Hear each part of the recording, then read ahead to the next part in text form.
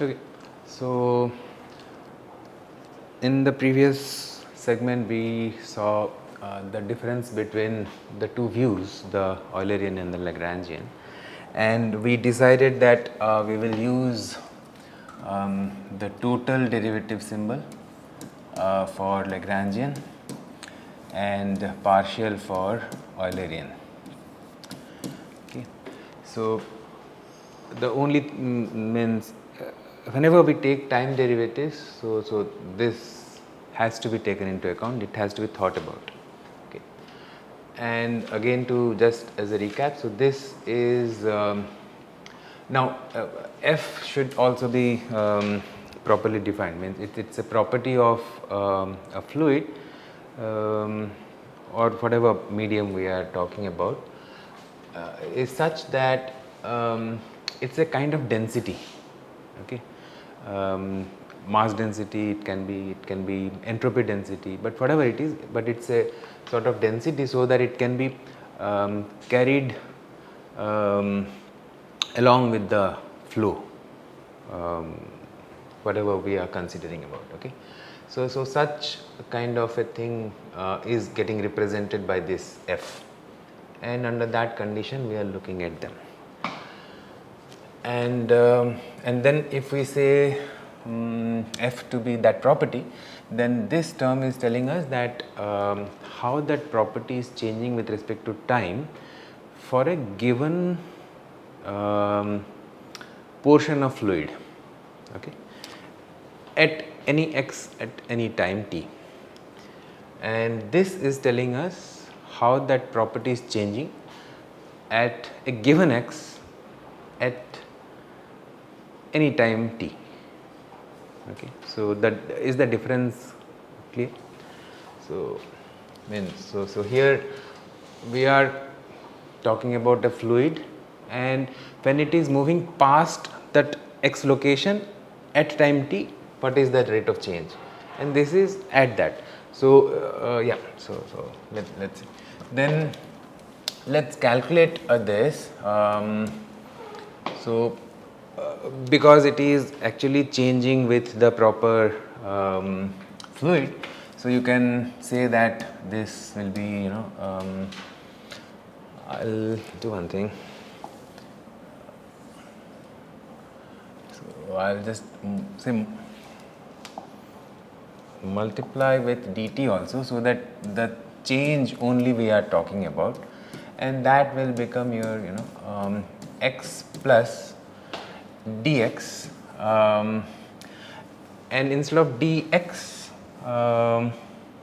okay, I'll write it first, and t plus dt minus f of x of t. So that what we are looking for a given portion of fluid, and now that I can write as x plus u dt now, and t plus dt minus f of xt. Then I can always write this as f at x and t plus df over dt times dx, which is nothing but u dt, plus df over dt times this dt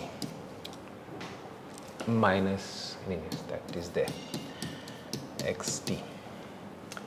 So these things cancel out, and you are left with this, which gives you that df over dt, the dt also you can cancel out, will be df over dt plus u df over dt. This this. Now this property f can be any property, so this is general way, but you have seen this f, if it is the velocity u, f can be u also. Okay, then if it is u, then you if it is u, then you were writing like this.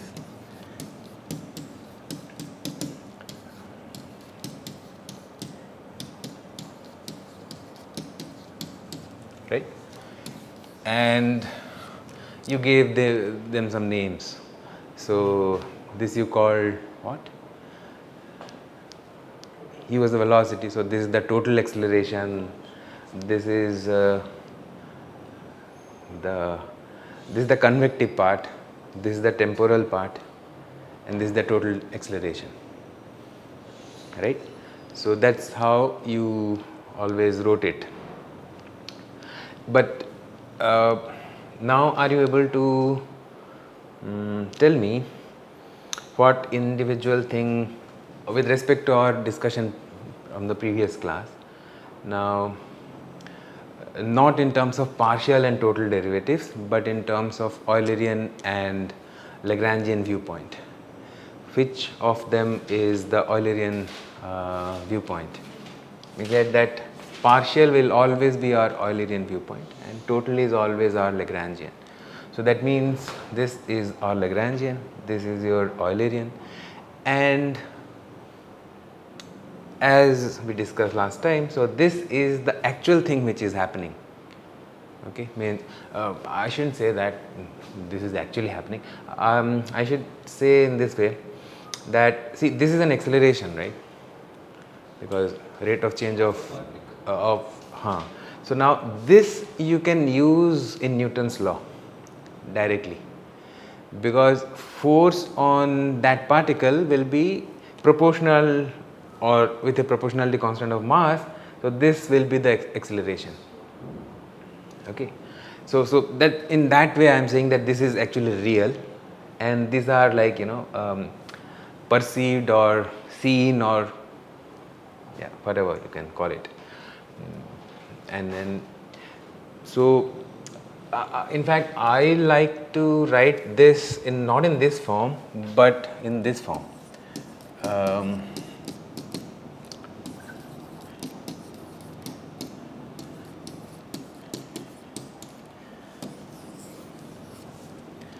Means because this is your Eulerian view. This is in a way correct view, and this view has been in a way contaminated by this, by the flow. So if you remember the curve that we had drawn, so suppose you are at a given x and looking at, say, different curves,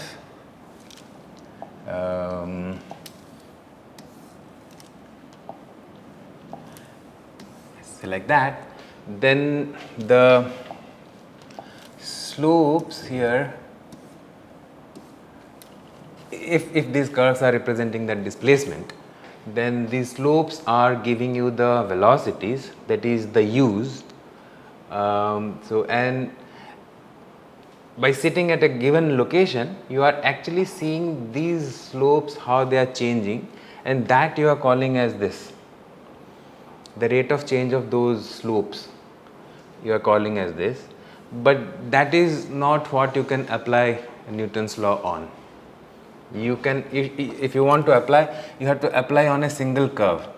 On this, you have to take its derivative with respect to time, and that's derivative with respect to time you can use for applying Newton's law, not these changes. So that's what is in a way means incorporated in this equation. So I feel more comfortable with this rather than this. Any error? Second law is del F by del X. Yeah, thank you. This one, I don't know why this never gets. Thank you. Yeah. Next time. Second. U df by d. So here what I have written. That is correct. That's There-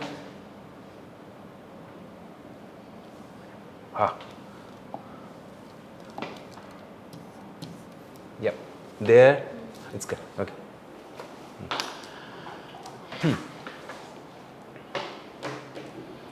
Now, yeah. So what I was saying, yeah. So that's the thing about this equation. Always, whenever you are using something, you should be careful about that you are using a usable thing. And now, so that was for one dimensional. So now if you try to write everything in 3D, so you can simply like, you know, so d, again the property is the property and time is time, so there is no problem with the time. So this will be, now you just have to change the x coordinate with r plus, again this like looks like a t, u dt now, and so there I can't put, so, and then here t plus dt minus f r t, right. So anything wrong? No. Okay. And so then again, if you do the same thing, you will get after cancellation, you should get something like what, df over dt. So there is no issue with time, but then here when you differentiate, you will get with all the components you have to do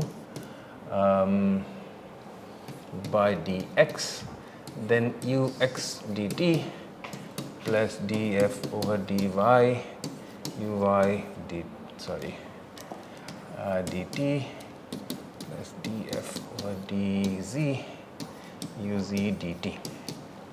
Okay. Now, so that when you cancel out the dt's, so finally you generally write like this, right? There is no issue with time, but this you can simplify a bit to write in a cryptic way, that u dotted with the grad operation and that operating on f, right. So that's the 3D version of the previous equation. So yeah, I mean I wouldn't say 3D version, it's the coordinate independent version basically, because you have simply written like this and these are coordinate independent things, right. So now u delta, any coordinate you choose, you can this equation will work as opposed to this which was when you say x, so you meant x coordinate, yeah. And in fact this du over dx was completely fixed to the Cartesian coordinate system, okay. Now here you are going out of that thing, so it's completely independent of the type of coordinate system that you are using, okay.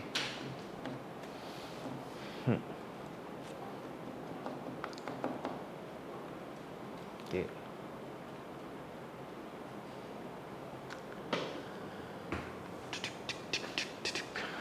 If I give you a velocity profile, some curve, will you be able to figure this, and then that suppose is the velocity, velocity profile I said, so a function which represents the velocity, then will you be able to figure out these accelerations, because that curve won't be having known function. So I'll just give you a random function, some curve. Now how will you be able to get this? These components will you be able to calculate from the viewpoints which we studied. So those will be the for example the same a sin omega t we had taken, right, omega t minus kx. if that is the profile of the displacement, then the velocities, can you calculate? So just try that. Last time I had shown, I think, the displacement profile only. I didn't show the velocity profile. So calculate the velocity profile, and then from there calculate the acceleration profile also, because we had seen that the displacement profile of individual particle was actually proper sinusoid. We took it, but then when we saw the Eulerian displacement, the way we defined, and that when we saw, it was not at all sine for bigger amplitudes. And then if you go to velocity, it'll not be a cosine. It'll be a very weird type looking cosine. So that you should see that this term will come, and from there the acceleration. So these are basically acceleration. I am talking about first you get the u's from that displacement profile, and then derive the acceleration profile also in the Eulerian part. Yeah. Okay. Now, so that was about taking the time derivative. Now, because we were talking about a property which was sort of density, now that gets flown along with the fluid. So then you can always define a flux J with this, right? Say F times U. Okay. Now, if that's the flux which you are talking about, and just if you look at the Eulerian viewpoint now, because we have now got the equations to correlate time derivative with the contaminated with the actual one, so we can now think in terms of Eulerian, which is easier to think. Okay. Now, if you are like that, you have defined these things, and J is coming here at x, and J is going out here, okay, at x plus dx. So then,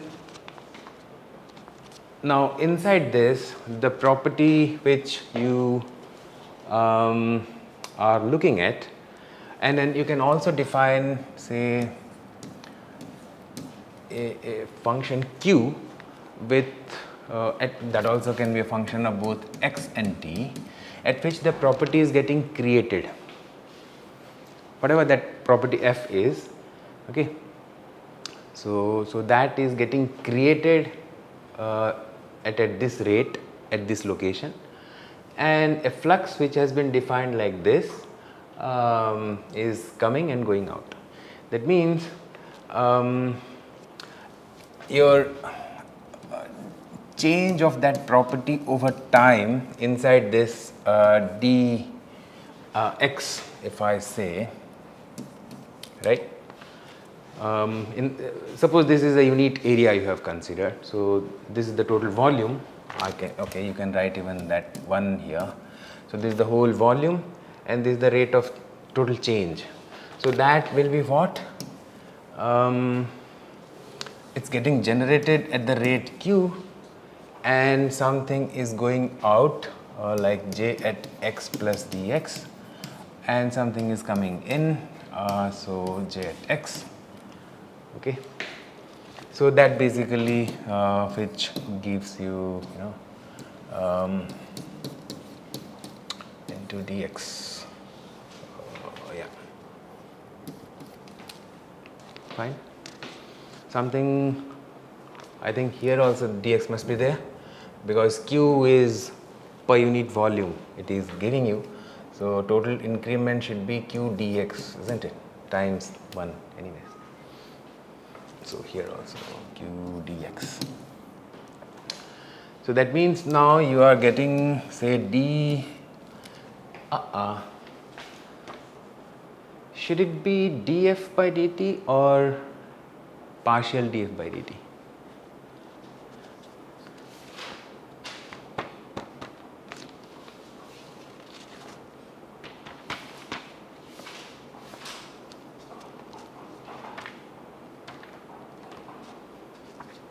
Sure. We are considering a volume there. It should be partial, right? Because we are looking here Eulerian things, not the Lagrangian. So those two should have been partials.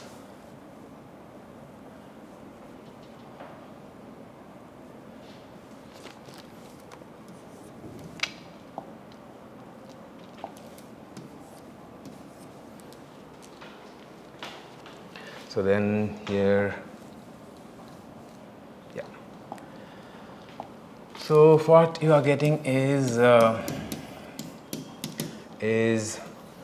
Q minus D. Now J you can suppose replace with Fu over dx.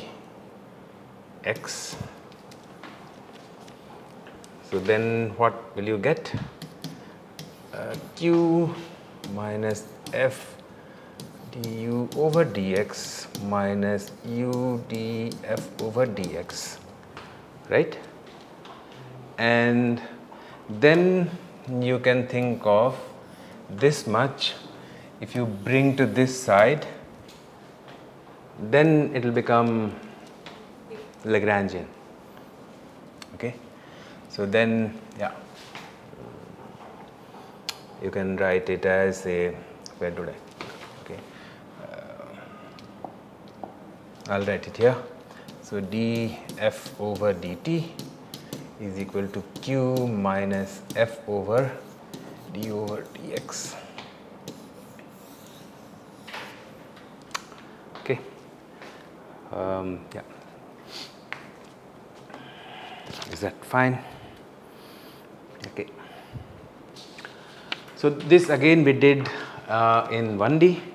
See, the process is always it is good to do in 1D such things, and it's very easy to convert them into 3D or any dimension for that matter, and independent coordinate independent forms. Okay.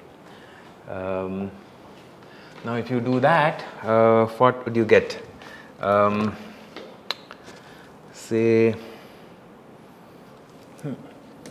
df by dt will be equal to qr of t minus what should I? I'm skipping this step. Now what should I write here for going into coordinate independent form? You see there, you compare them. I'll write both the things here. Okay, so this is df over dt was df over dt plus what was there, u du, sorry, df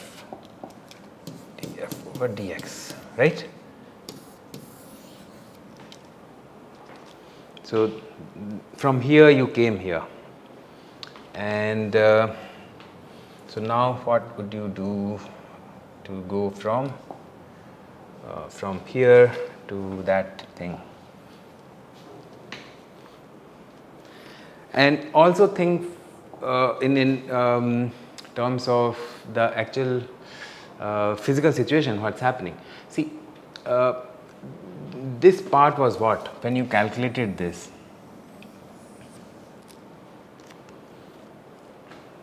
this was what? This was complete outflow of the whatever property was there, right? So this is the flux. So that means this property, whatever this property is, entropy, electric charge, momentum, whatever that is, I mean density wise. Now this velocity brings in that property along with it, and that is the flux, right? Now so then this term tells you what is the total outflow of that whatever thing is, right? Because it goes out, comes in, and that is the difference. Flux, something went out, something came in, and this is that whatever went out basically. Then and then what is the general term for that?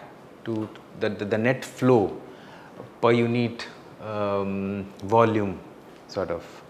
What is the equivalent in independent coordinate independent form, or even in this it's net outflow. There is a technical term for that, the divergence, right? I mean, whenever you see such things, properties going out, properties coming in, that's nothing but the divergence, net outflow.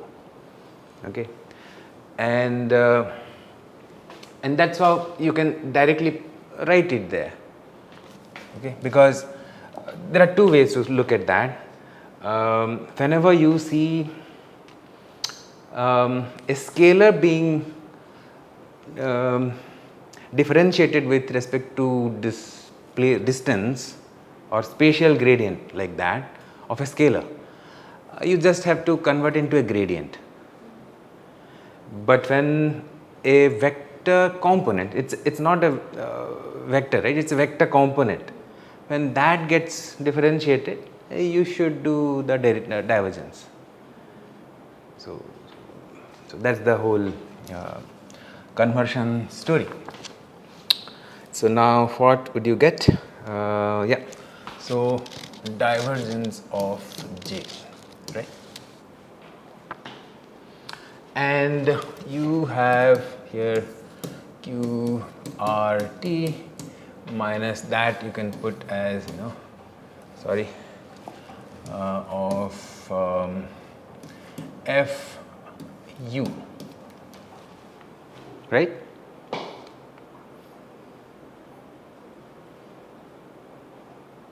Is that so? Yeah. Now the flux, because earlier when I wrote this one here, it was also a scalar. It was not a vector, because u in a single direction we were restricted to, so it was like a scalar.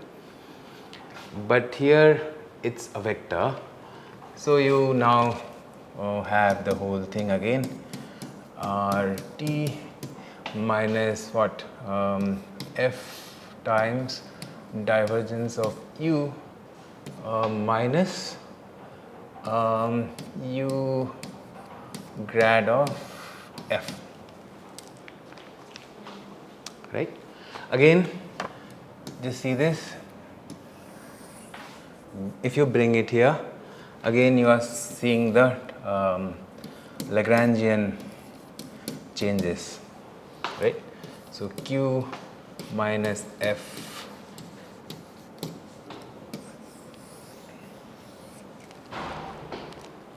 right. So this is the Lagrangian change. If you want, means it depends when you require what to be changed from which form to which form. Anyways, so again I'll write the what was this form here, no? So df by dt is equal to q minus f du by dx. So again the same thing, you see here, it was because it was a slope of a vector's component, so divergence.